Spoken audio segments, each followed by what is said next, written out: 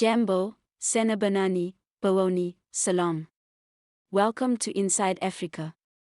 Eswatini's main opposition leader has been poisoned as part of an assassination attempt and is being treated in hospital, his party says.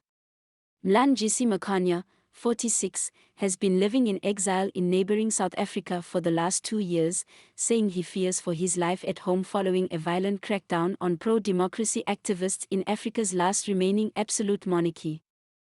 Our president has been stabilized, but he is still in a critical condition, the People's United Democratic Movement, Pudemo, said.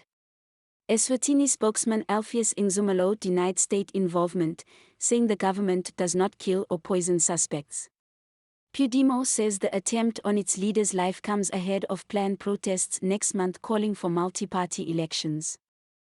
The country, formerly known as Swaziland, allows independent candidates to stand for parliament but does not allow political parties to participate. King Mswati III has been on the throne since 1986 and rules by decree. He has been criticized for his extravagant lifestyle and is regularly accused of not allowing any dissent, which his government denies.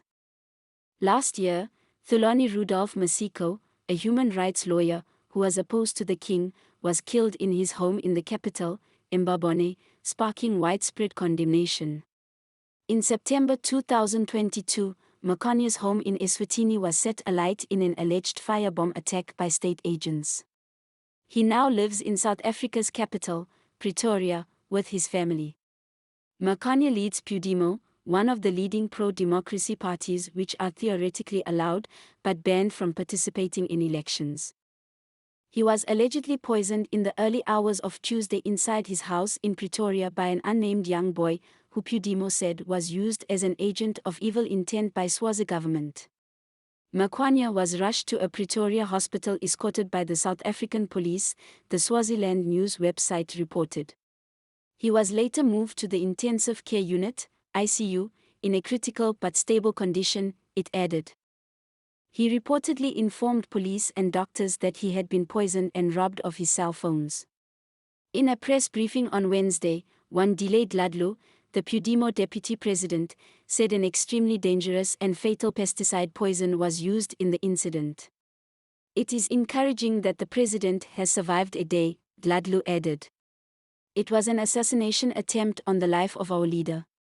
This was rejected by the Eswatini government.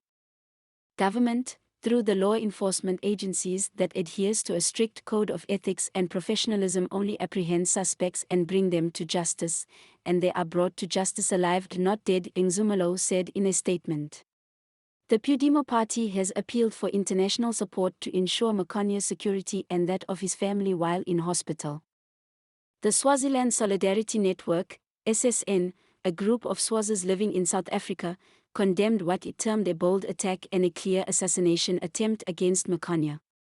It called on the South African government to take action against Swazi state agents it said were targeting exiled pro-democracy activists fighting for freedom.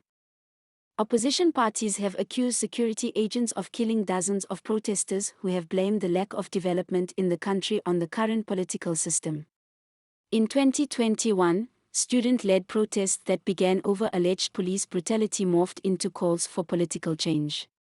At least 46 people died in a series of clashes between the security forces and demonstrators, according to Human Rights Watch.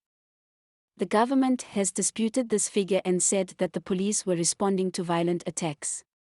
This is a political fight between the oppressed masses and the traditional autocratic monarch, Dladlu said, vowing that Pudemo would proceed with next month's protest as planned. Remember to leave your thoughts down below. And don't forget to like and subscribe. We are on the road to 2,000 subscribers. This is Inside Africa.